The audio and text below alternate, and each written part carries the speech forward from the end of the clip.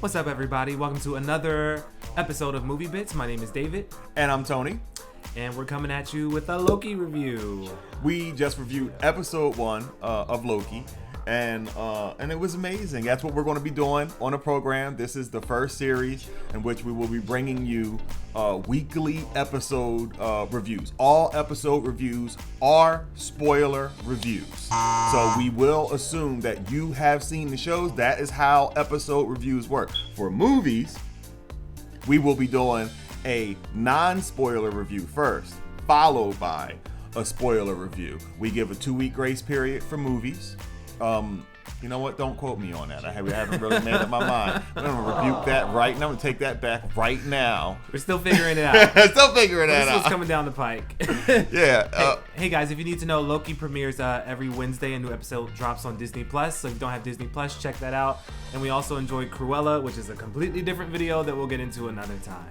All right, let's get it going. So let's start with the opening of Loki. So this picks up at the End of Avengers, where it really technically it picks up at the end or the beginning. It picks up in Endgame, where they go back. Cap and Iron Man go back to get the Tesseract from New York. They have to travel back to that moment in the original Avengers film. Mm-hmm. It goes haywire. Hulk can't take the elevator. He ends up busting out the door because Robert Downey Jr. couldn't account for it because he took the elevator. Suitcase gets dropped. The Tesseract comes out. Loki disappears, and we all were like, "Where did this Loki go?" Because he's on a different timeline, which is what this show is completely about. Yeah. So Loki disappears, and he ends up in. I took some notes because there was a lot going on. It's a deep episode. He ends up in Mongolia. He crash lands in a desert, right? In the Gobi Desert. Mm-hmm. Yeah. Mm-hmm. He ends up in the Gobi Desert, and then an agent from the TVA, the Time Variance Authority. Anyway, she comes out, she captures him. Loki thinks he's in for a fight. She subdues him pretty quickly. It's old girl that we know already from Lovecraft Country. I love it. She's in everything. Yeah. She's a great actress, and in this role, she seems strong as shit. Yeah, she knows.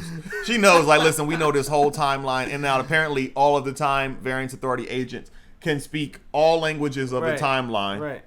So you can't keep any secrets from her. They know everything. They know what you about, what you could do. Well, I meant that she seems like physically like strong, like just like she can beat you up, like she does, big as hell. Yeah. And we know she beat up her sister in Lovecraft Country that episode. But but they're coming at this with like full force. It's like, okay, she's a big girl. She's gonna be doing big things. Yeah. She had no business fighting that little light skinned girl though in Lovecraft Country. That was extreme.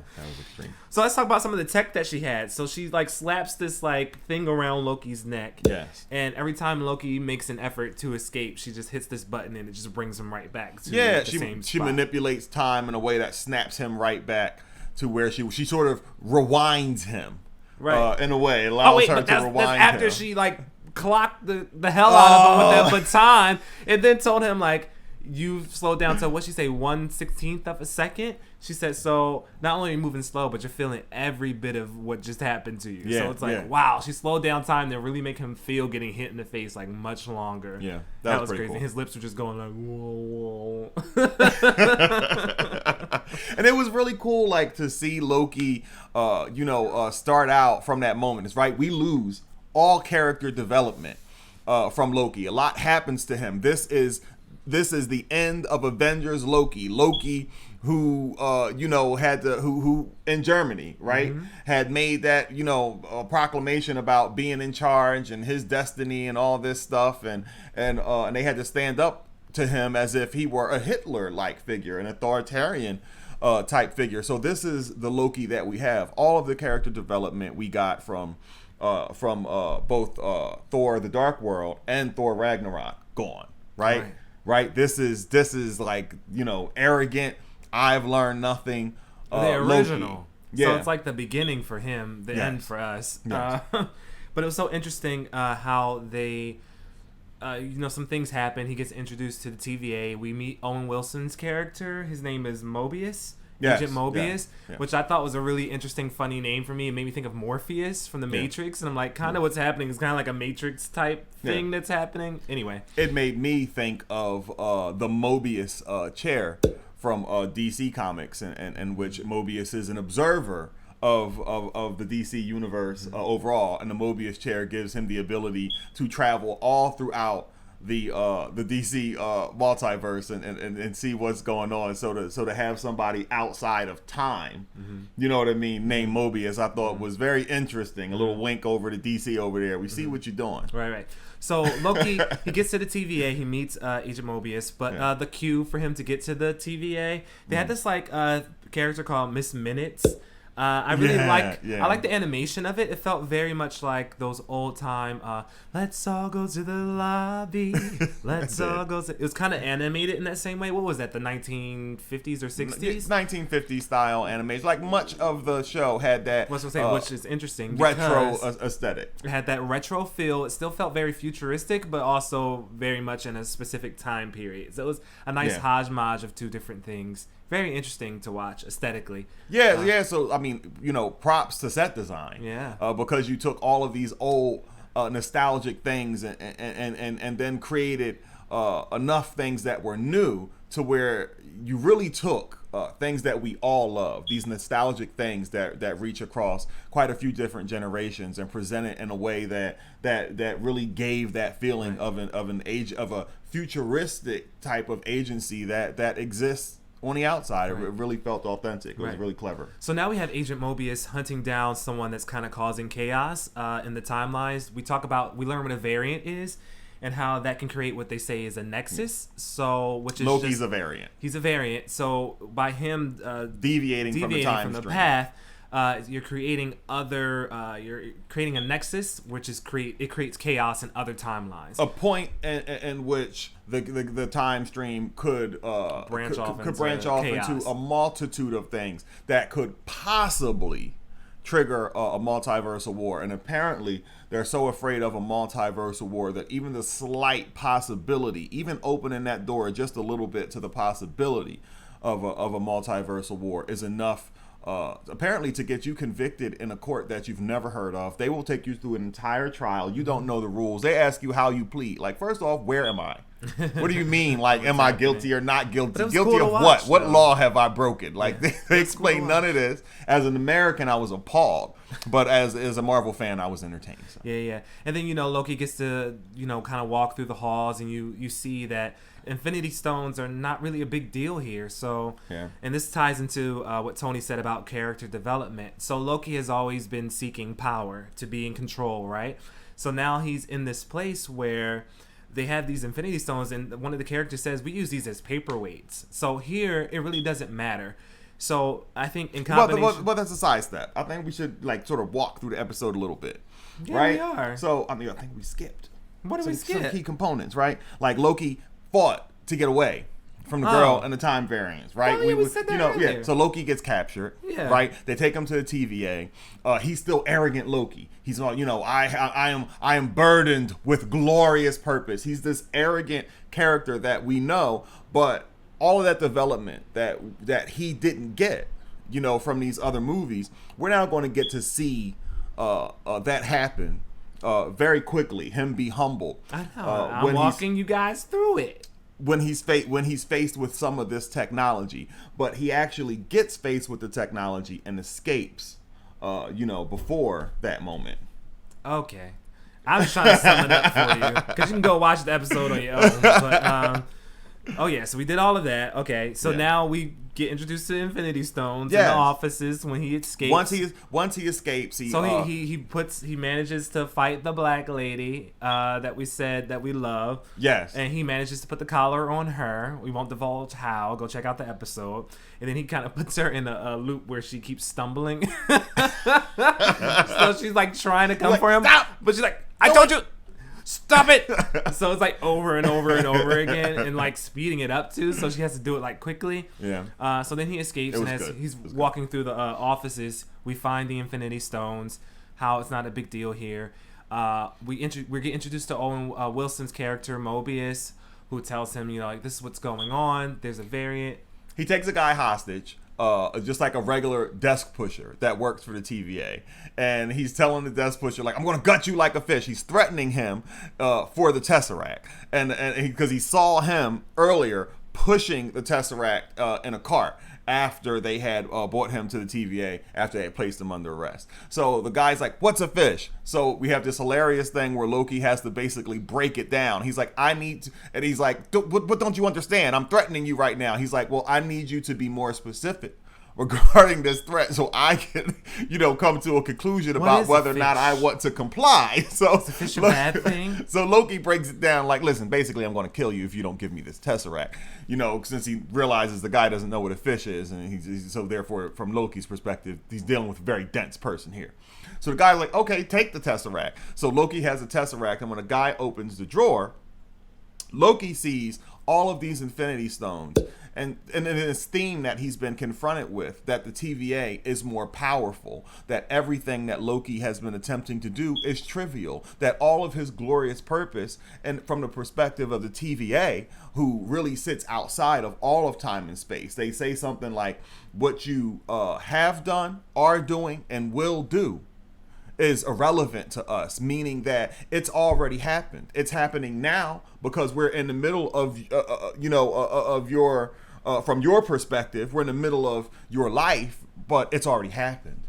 You know what I mean? From another perspective, it's continuing to happen. So he gets to see a glimpse of just how much power they have when he sees all of these Infinity Stones casually laying in the desk of a pencil pusher, what looks like a level 1 employee of the TVA, and it sort of stops him dead in his tracks when it forces him to make that assessment, and then he goes back to the room in which they had him contained and were showing him glimpses of his future. He takes it more serious.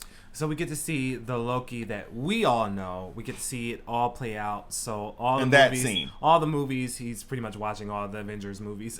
He's watching all the scenes that they put him in. Like they're like, oh, we're going to do this montage of your life. But it's really just the scenes that he's been. So he gets to see that he's responsible for his mother's death.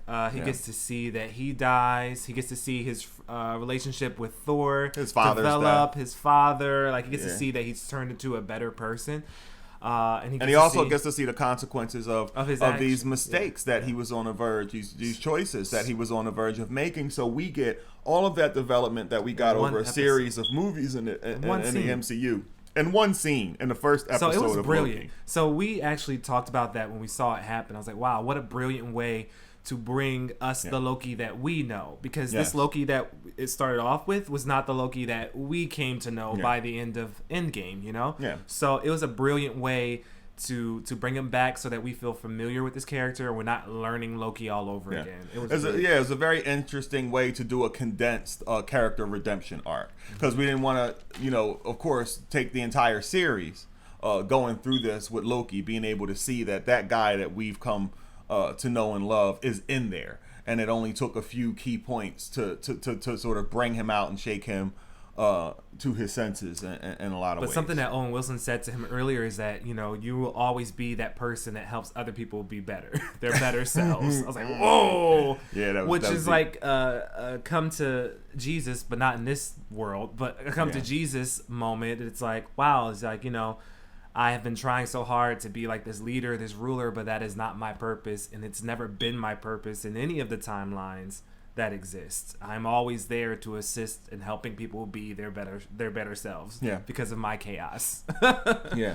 So I mean, you get to see basically it's revealed to Loki that they want his help in fighting this criminal fugitive variant who seems to have more of an understanding of what's going on in the TVA, and he seems to be setting traps for the time variants of the TVA agents. He's going around killing them. He's going around killing them. So it's revealed to Loki that the criminal is actually Loki. So we're going to get to see Loki fight Loki. And what I also like was that there was this one scene where, because of a bet that Loki had with Thor, Loki was actually some guy, DC Cooper, who apparently pulled off this really cool and daring plane heist where he had a bomb and then he parachuted out of the plane. So I would like to see more of that woven throughout the show that sort of qualifies Loki as the god of mischief, because that's truly mischievous. You know, one Asgardian god makes a bet with his brother that he's going to go to Earth and steal a briefcase full of money. Like, and to them, it's just nothing more than prank. It's the definition of mischief on a god level. So that I want to see more of that. So it'll be cool to see him occupy actual people in those worlds, like criminals that were like renowned or famous for something. Who else has Loki been? And now we know that it was Loki this whole time. So like, really cool. Loki! So it was Loki all along. Yeah, we really enjoyed that. It's shaping up to be a very excellent show. Yes. We were thoroughly impressed with the first episode. Yes. By the end of it, I said, "Oh, that was deep."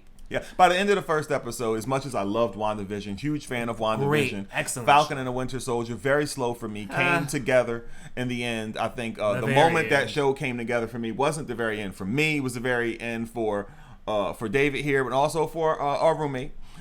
He also, you know what I mean, had, wasn't really interested in the show, but for me it took off after the new Captain America, what was his name? Whatever, Budget Cap. It doesn't matter. After Budget Cap decapitated the other guy, that's when for me Falcon and the Soldier really took off and ended up paying off. To Loki. Regardless of that, we got a really cool show that feels high level MCU from the very beginning. Yes. You know, they're giving you the answers and I'm here for it. And I'm loving this whole multiverse because we now know, we all know now that the next Doctor Strange film is about this multiverse of madness. So it's cool to be introduced to this, and maybe does Loki play a part in making the multiverse mad? I don't know. Who knows? Is this the show that leads to that? I mean, we know Vision led to that movie, so I wonder if this will lead to that movie. If whatever happens in this show is what makes the multiverse chaotic, and now Doctor Strange and Wanda have to go and fix it. Yeah. So I mean, I overall am going to give Loki 2 thumbs up. I give it a 2 thumbs up too. I'm interested in seeing more episodes. Again, they drop every Wednesday on Disney Plus. If you don't have a subscription, guys, please make sure that you do. And no, this is not an endorsed video. Well, that was our review. I hope you guys really enjoyed it. We will be back next week right away with a review of episode 2 of Loki. So stay tuned for that. And please don't forget to like, comment, and subscribe. Bye, guys.